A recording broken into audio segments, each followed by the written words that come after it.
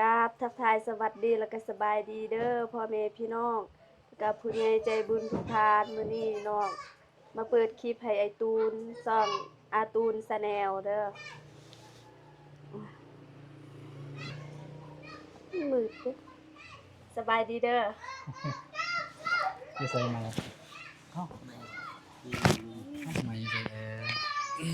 สบายดีเด้อ โดย ขอบใจได้หลายเด้อที่เปิดซองเด้อ โดย ที่วันนี้ให้มันเป็นเปิดซองเปิดคลิปขอบใจได้หลายน้องบองที่เปิดคลิปให้บอตูนอาพามนี่อีกก็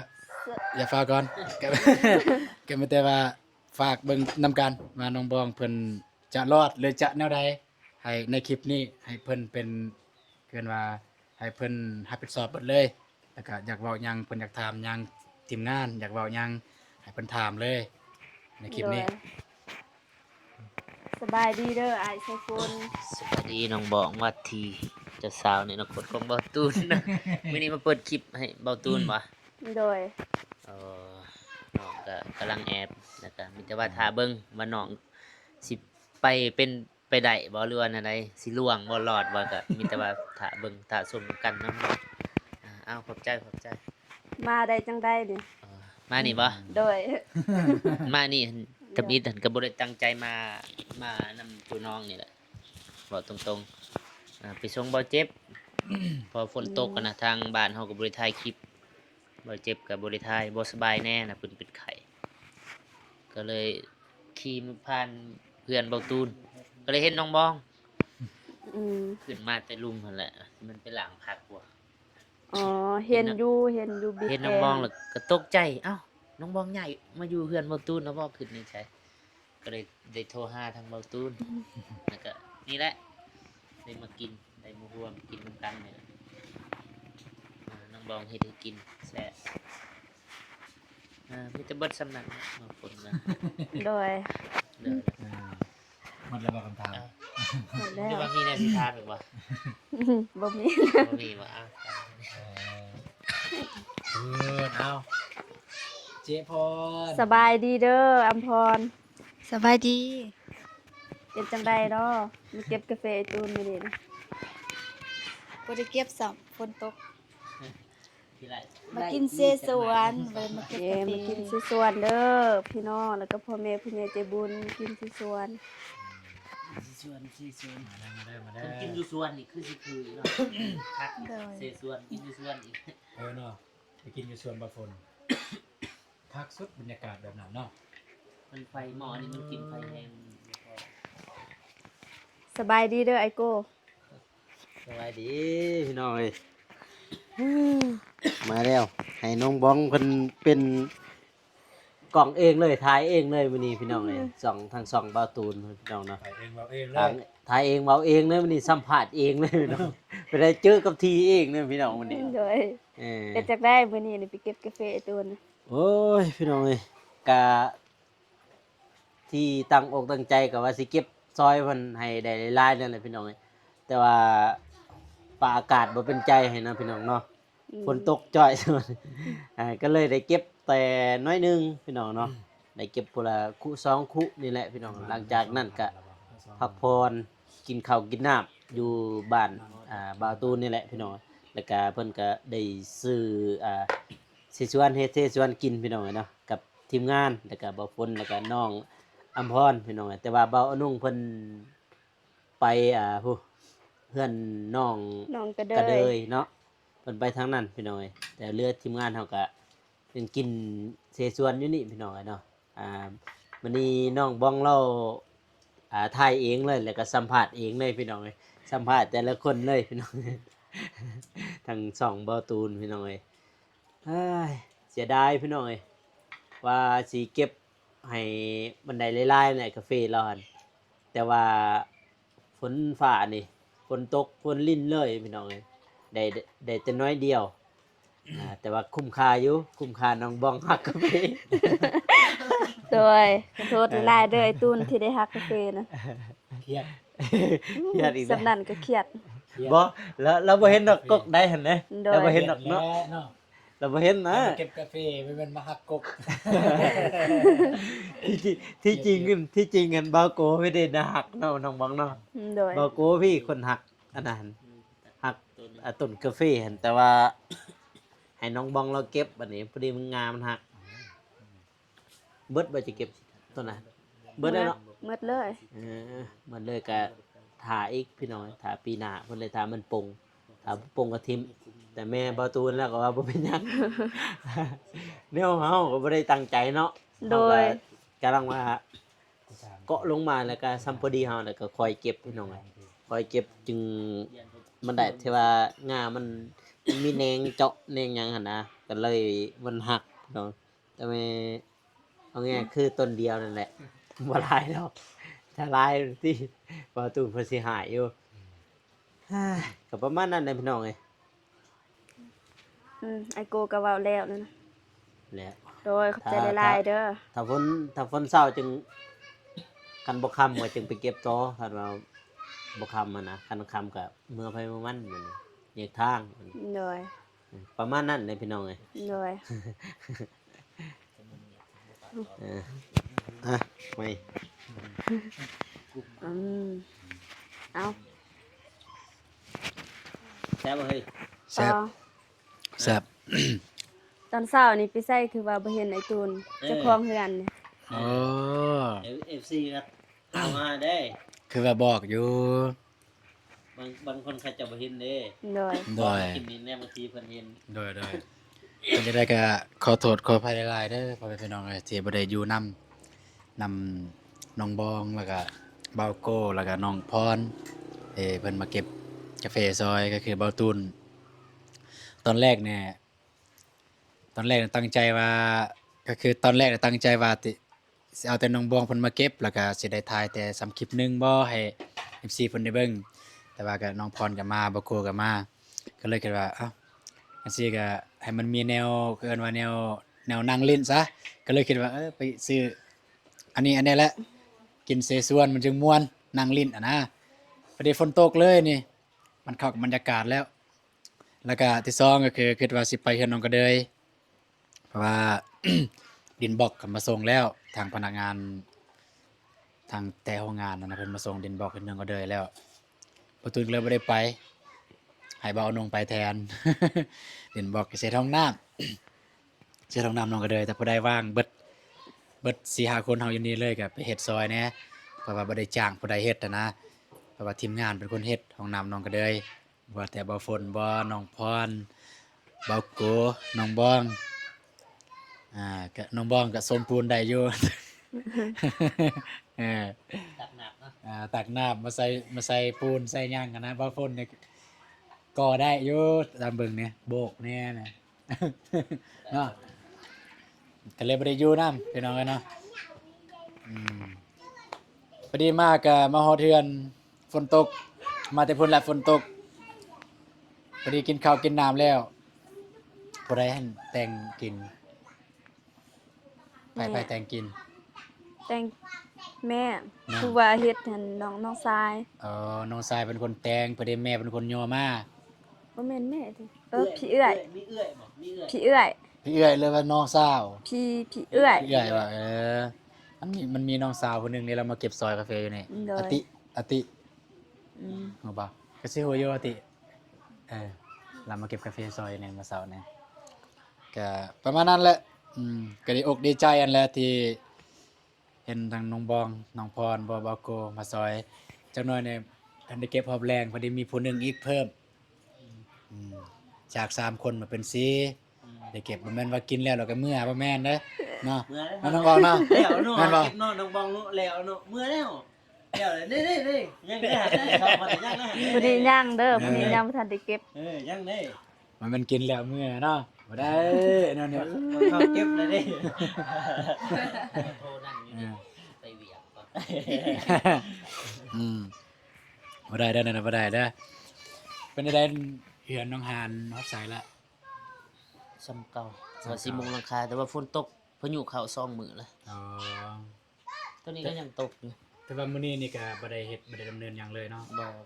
อืม ตกเดินทางสร้างพี่จักสิเฮ็ดนั่นแหละ คันบ่ปูอันนี้ได้อยู่เพราะว่าเฮามุงหลังคาแล้ว มีทั้งหมดจักแผ่นสังกะสี 20ปลายนี่ทั้งหมด 20ป้ายบ่ แม่นรวมตัวยาวแล้วก็ตัวสั้นมันมีบอลสั้นบอลยาว แต่ว่าใหญ่เติบได้ซั่นเด้อของน้องก็เด้อนี่18แผ่นไปได้ของ16แผ่นไปได้ของน้องบองเนี่ย18แผ่น รวมแบบบอลแซกบอลหยังเลยบอลส่ง เลย ของเอา โดยประมาณนั่นแหละ บอล20ปลายสิเข้า30 บ่ฮอด30มัน แม่น เสร็จ สิ ไป ครับ บ่ฮอดฮอดบ่ฮอด 20ปลายซำนี้แหละ 30ปลายมีอยู่อัน เห็น FC คอมเมนต์ว่า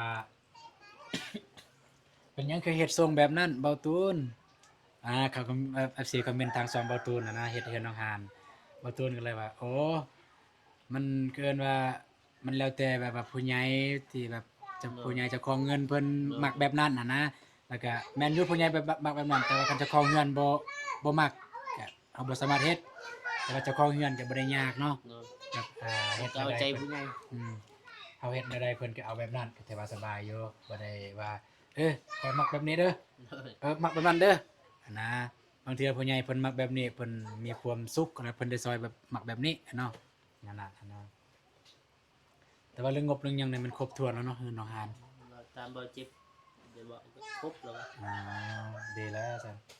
เห็นว่ามันยังบ่พอยังก็บางเทื่อได้ไปอัปเดตอีหยังก็สิได้เว้าส่วนใดที่ยังขาดเหลือก็สิได้เว้าแต่คันพอแล้วครบแล้วก็จะบ่ได้เว้าก็มาแต่ไปอัปเดตเบิ่งซื่อๆ เบิดเท่าใดซื้อสังกะสีเบิดจักล้าน บอลจุดจดไว้อยู่เราก็บอจื้อรายละเอียด ประมาณมอง7ล้านปลายคิดว่า จังหวะที่ซ้ำหนักนะ 7ล้านปลาย แต่ในคลิปก็มีคลิปบอล มีอยู่เห็นอยู่ ตากไปบน แอมนี่สิแอมเอาแปลนใหม่แอมมาเลยว่าแปลนเซรา ตามแผนเนาะก็เสื้อลายเนาะ ตามแผนเซราเนาะ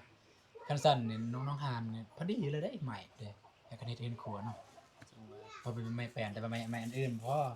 ไม้เส้นนี่บ่พอตามเบิ่ง แม่ไม่เซ็นคลิปน่าจะบอกน่าจะตัด ปานลมในใส่เซราบ่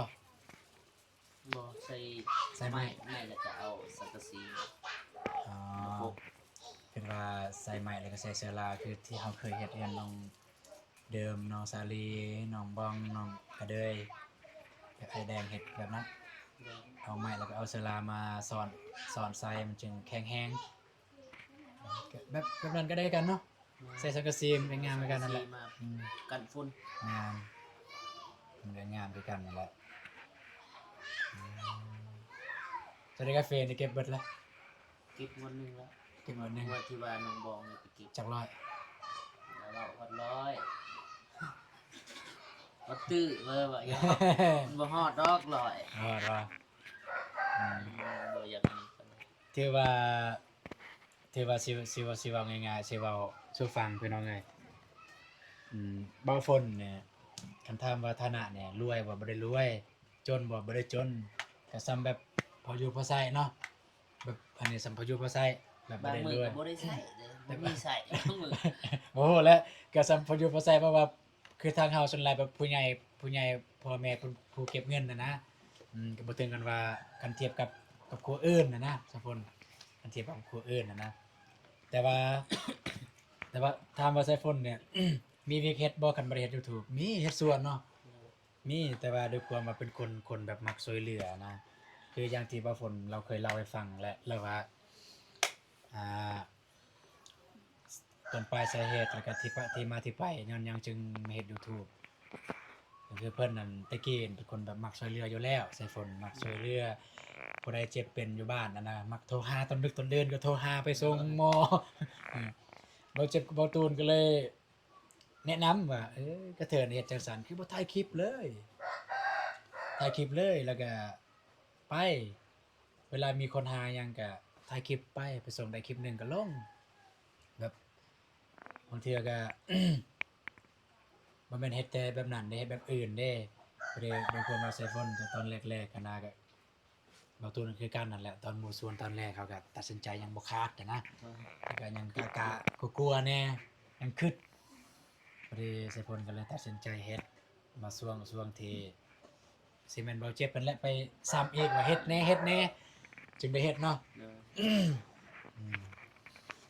คลิปแรกที่เห็นไซฟอนเฮ็ดกับพูนไปถ่ายอยู่ไอ้หยัง ตอกสมิงมา ตอกสมิงแล้วก็ไปถ่ายเบาแงดอืม แต่ว่าบางคนก็ได้ถ่าย2-3คลิปแต่บ่ได้ลงเบิ่งคลิปเจ้าของนี่บ่ผ่านบ่กล้าลง อ่า บ่ผ่าน ก็ต่อไปมีหยังก็สามารถถามทีมงานถามเบาโก้ได้ประสบการณ์หลายเว้าเรื่องถ่ายคลิปเว้าเรื่องลงคลิปอันใดผิดอันใดถูกแล้วก็เฮ็ดมา2ปี3ปีแล้วเด้เฮ็ดบ่ตัวเองก็เนี่ยแต่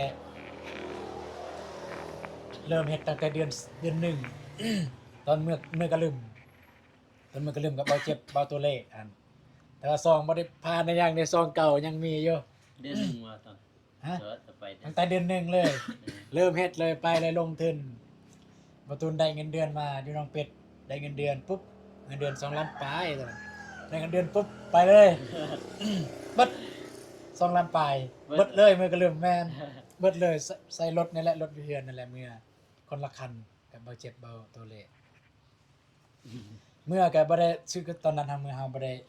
บ่ได้วางเรื่องแบบอื่นนะจิตใจเฮาในตอนนั้นสำหรับเบาตูนกับเบาเจ็บได้ตอนนั้นได้ที่ร่วมกันว่าคลิปนะเฮาจะได้ถ่ายหรือบ่เป็นหยังขอแต่เฮาได้เอาเครื่องนี้ไปแจกเด็กน้อยอยู่เขตชนบทโอเคแล้วร่วมกันตอนนั้นนะโอเคไปก็บ่ได้ถ่ายเลยคลิปถ่ายอยู่ 2-3 คลิป ไปนอนหันก็2-3 คืนหนึงนอนอยู่ป่าไปได้คนนั้นละในเขตนั้นก็ว่าโอ้พวกเจ้านอนนี่พวกเจ้าบ่ย้านบ่อยู่นี่มีเสือเด้เขาว่าอืม ป่า เป็นป่าเลยป่าดงดิบ บ่ได้อันนี้เนาะ แม่นเขตนั้นโอ้ อะไร ก็เลยแต่นั้นมาก็จะได้เฮ็ด YouTube มาจริงจังก็ตั้งแต่เดือน3จริงจังเลยแบบไปทุกมื้อเลย เหมือนเดือน2บ่เฮ้ย เดือน3ไอ้เตียงลงมาเดือน3ไอ้เตียงลงมา ไอเตียงลงมาพอดีรู้จักกันกับไอเตียงเลยลงมาหาทีมงานนั่นแหละไปถ่ายไอ้น้อยน้องสลีน้องเดิมตอนนั้น ตั้งแต่เดือน3จะได้ที่ไปที่มาบ่ตูนเขาได้เป็นคนสักส่วน คนสักส่วนในบ่าวตูนนี่คนที่ส่วนในเรียนนี่มันบ่เจ็บส่วนนี่ไปนะโดยความว่าเฮาไปอยู่นํกันน่ะไปนะเฮ็ด YouTube นะอันนี้ก็ยังว่าเว้าเรื่องปอฮอดมันเนาะ เล อะไร ย ส่วนมันบ่ก็คือ คนสักส่วน ตัวนี้มันเบาเจ็บเป็นคนส่วนสักส่วนเบาเจ็บในเฮ็ดแล้ว ไปถ่ายนำเบาโกไปถ่ายนำเบาตัวเล่ด้วยความมาเบาเจ็บน่ะเราเฮ็ดผู้เดียวอยู่บ้านนี่เราก็อยากมีหมู่ไปนำแล้วเราซึ่งหมู่เราผู้นั้นก็เป็นมันผู้ไกลคือเบาตูนนี่เฮาอยู่นำกันน่ะนะไปใน YouTube อันนี้ก็ยังแบบตัดสินใจขึ้นกลางๆเพราะว่าอยู่น้องเป็ดน่ะนะแต่ก็ยังเพราะว่าเบาเจ็บก็ยังบ่ทันได้รายได้ตอนนั้นเด้อคุมดึงดูดเฮายังบ่ทันมีบ่ใช่ว่าง่ายตัวนี้เด้แบบม่วนน่ะนะ ให้หมด แต่เว้าเรื่องซอยได้บ่เฮาก็ซอยแต่ว่ากันเว้าเรื่องไปซอยเรือเฮาก็เติมน้ำมูกน้ำมันแม่นแต่ว่าคันไปถามบ่เจ็บรายละเอียดคันสมมุติเราไปทางนั้นทางนี้น้ำมันน้ำมูกเฮาต้องเติมเงินค่ามาต้องใช้แม่นโอเคกันซั่นก็สิขอเก็บเงินเดือนจากบ่เฮ็ดเวียกกันก่อนถ้าได้จากก่อนหนึงจึงสิออกมาเฮ็ด YouTube เลยก็บ่ได้บ่เจ็บถ่ายไปถ่ายมาก็บางมื้อก็ไปบางมื้อบ่ไปนั่นน่ะนะคือบางมื้อไปสมมุติไปมื้อนี้ถ่าย4-5 คลิป ถ้าลงมือละคลิปได้ตอนนั้นได้ ลงมือละคลิป ตอนนั้นมือละคลิปพอดีว่าเจ็บได้เงินนะตอนนั้นผ่านผ่านโอ้เราก็โทรหาแหละตุ้นได้แล้วได้นี่ได้เป็นเงินบาทเราขึ้นเป็น200บ่แล้วว่า300บาทโอ้ได้อีหลีได้บ่เจ็บเนี่ยโอเคงั้นซั่นเดี๋ยวเจ้าเฮ็ดก่อนเลยเด้อเดี๋ยววิทย์เดือนนี้สิเดี๋ยวสิออกมาเฮ็ดพอดีวิทย์เดือนก็ยังบ่ทันได้ออกมาพอดีเป็นเดือนมาทันออกมา ประมาณเดือน2พอดีเดือน3พอดีบ่เตียงลงมาพอดีบ่เตียงลงมาเอ้ยสิบอกเด้อไอ้เตียงลงมาในตอนแรกๆเนี่ยมันประมาณเดือน12 ตัวเห็นเจอกันอยู่เจอกันอยู่รีสอร์ทน้องเป็ดพอดีไอ้เตียงก็ว่า คันน้องอยากเฮ็ดน้องก็เฮ็ด YouTube ปะนะน้องก็น้องอยากเฮ็ดก็เฮ็ดตัวนั้นแต่ว่าน้องหาคนที่มีคนที่ฮู้เฮ็ดอยู่บ้าน ก็เลยมีแห้งแบบอยากลองเฮ็ดแต่ยังบ่ทันได้เฮ็ดเถือยังบ่ทันได้เฮ็ดเถือ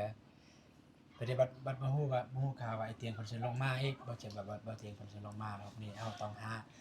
าเคสที่แบบว่าคนทุกข์คนยาก สองคนกับเบาเจ็บประเดี๋ยวเนี่ยยังประเดี๋ยว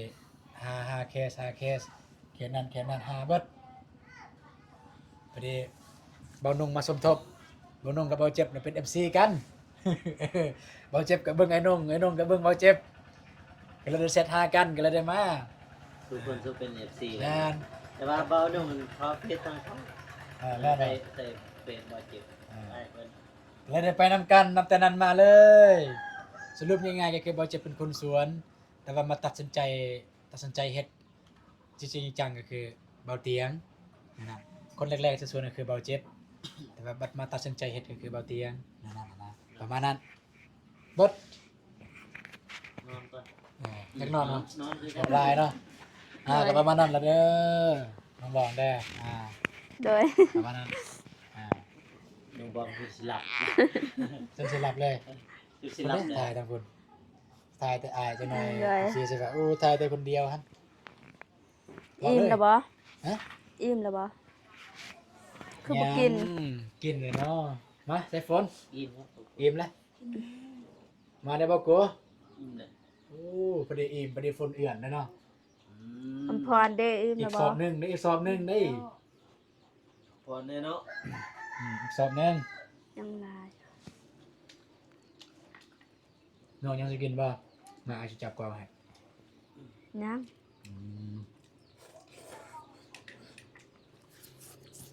แซ่บบ่ แซ่บรู้สึกว่ามันมีแจวะเนี่ย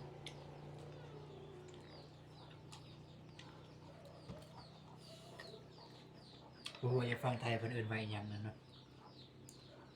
ตัวใด เสียส่วน เสียใส่เสียตัว เสียส่ สุ วน กี้ ด้วย สุกี้ ฮะ สุกี้ สุกี้ ภาษาไทยเอิ้นสุกี้บ่แม่นบ่ เสียส่วนใส่ละเอิญเสียส่วนไปกินเชชวนน้ำผมไหมคะลงบ่อยๆในเด้อบอกกูที่ตาม อืม เลย กินสิจับกรองให้สบายดีนะ สบายดีเด้อ มากิน อำจากโกย กิน กินในอ้ำ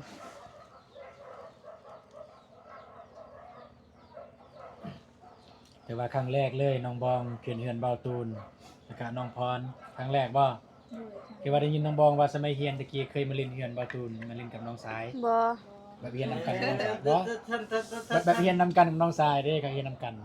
ก็เลยได้มาเล่นเฮือน บ่เคยมา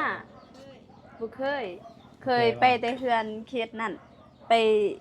ปยามหมู่นั่นแหละหมู่ผู้หญิง ผู้ใดหมู่ไปยิงผู้เจ้า ซื้อแม็กกัน เมก โดย เฮียนนำกันกับเมกบ่ โดยเฮียนห้องเดียว เมกกับร้านของอ้ายนี่แหละเมก หน่อไม้เนาะ บ่ลานทางตระกูลพุ่นสัตว์ตระกูลเมกลานเมกขึ้นออกมาเด้อชื่อน้องพรกับน้องบ้อง ทราบบ่ หมอนี่อยากจางแนวแจ้วหมดบ่ โดย ย่าง เติม แจ่ว น้ำยังบริจาคเติมน้ำไม่ขนอยังบ่จะใส่แก้ว เดี๋ยวได้มาใส่ก็ได้ จ้างบ่ กินได้อยู่กินได้อยู่ เดี๋ยวต่อไหมมั้ยจ้างบ่ จาง จ้างบ่ จาง เอาได้ดิ ลองทิมเลย บ่เสียมือเพื่อน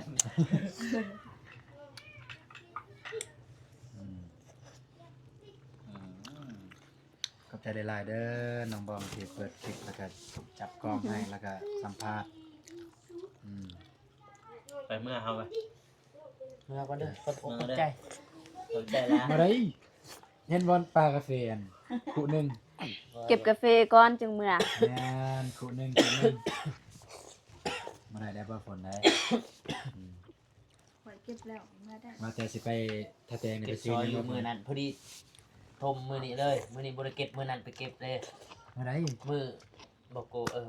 มือน้องบอกมาเก็บซอยมือ โอ้ยมันจะมาเย็นเป๊ปซี่ซื่อ ทมตอนนั้นเลย ๆ เนาะ บ่แล้ว มาใส่นี่เลยตอนนั้น บ่แล้ว ทมกับมือนี่น้องบอกกูเนาะ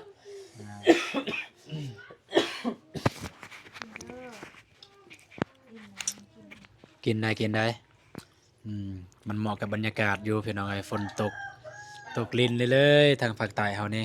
บ่ฮู้ว่าทางเหนือทางกลางเป็นจังไดฝนฟ้าอากาศก็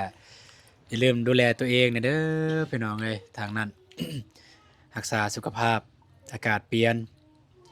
อ้อ เนี่ยรักษาสุขภาพเบิ่งเหมือนเฮาเนาะ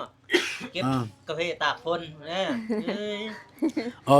เว้าเรื่องอากาศเปลี่ยนเว้าเรื่องรักษาสุขภาพเนี่ยก็อยากฝากถึงอยากส่งกำลังใจถึงทีมอิหยังวะส่งกำลังใจถึงไอเตียงเพิ่นบ่สบายเห็นเพิ่นติดนี่ เดี๋ยวติดหัว แนวติดหัวอยู่เพิ่นว่าบ่สบายอากาศมันเปลี่ยนจะได้ก็ขอให้ไอเตียงจงเซาเจ็บไวๆเด้ออ้ายเด้อเซาเจ็บแล้วก็มีเวลาก็ได้ลงมาเยี่ยมมายามทางนี้คือเก่าอ่า รู้สึกว่าไอเตียงเพิ่นลงมาทางนี้เนี่ยเพิ่นมีรอยยิ้มเพิ่นเมื่อกลางแล้วบ่อยากมีปานใดแบบเว้าอันนี้เว้าตามในคลิปเด้ตามที่เห็นในคลิป มันลงมาเลยคือคืนมันม่วน แม่นคือเกิด เองนะมัน แม่นอันนี้สังเกตจากที่เห็นในคลิปบ่ได้เว้าเองเองนะแล้วว่าเพิ่นมือบ้านแล้วเพิ่นแบบว่าเพิ่นคิดหลายบ่เพราะว่าทางแม่เพิ่นก็ยังบ่เซาเจ็บอะนะ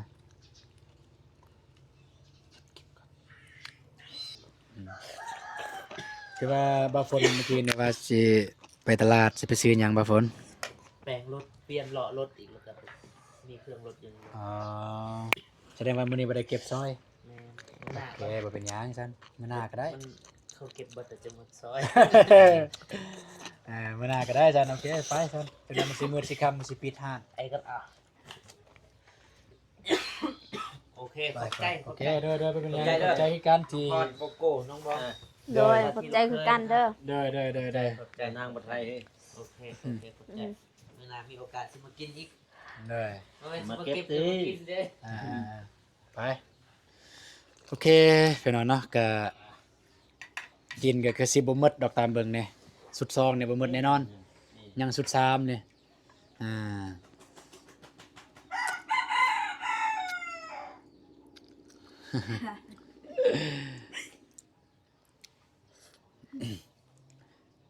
กินได้อืม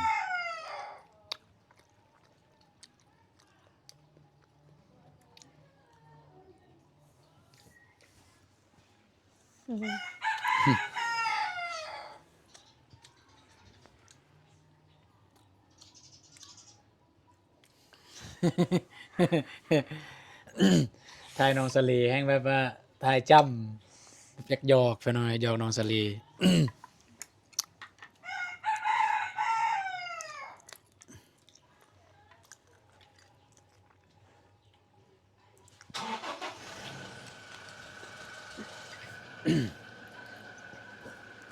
พุ่นบ่าวฝนเพิ่นออกไปแล้วบ๊ายบาย ก็ไปเลย ไปจะได้ จ้าขอเปิดเนาะจ้ะ เออ ผู้ขวดเอิ้นเนี่ย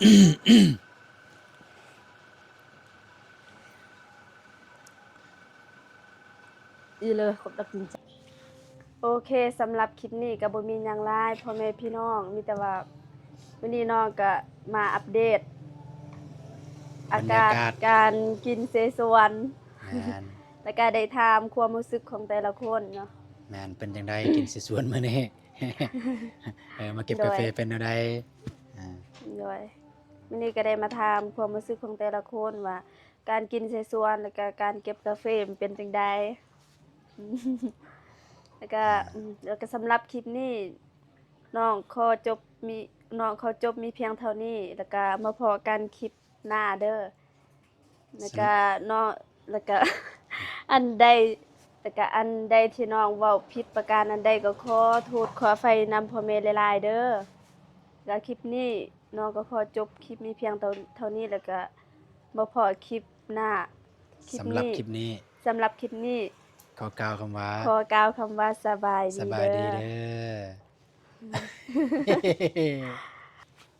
เอาพี่น้องกับน้องบองปิดคลิปให้น้องบองเพิ่นปิดคลิปขอบใจหลายๆเด้อที่จับกล้องให้แล้วก็เปิดคลิปให้แล้วก็ปิดคลิปให้ โดย โอเคพ่อพี่น้องเนาะก็ผิดพลาดประการใดก็สามารถตำหนิสามารถแนะนำแนวทางดีๆให้น้องบองกับบางตูนได้พี่น้องเนาะบ่ว่าจะเสิร์ชหาหรือคอมเมนต์ก็ได้ แต่มาเจอกันในคลิปต่อไปคลิปนี้สบายดีเด้อ สบายดีเด้อ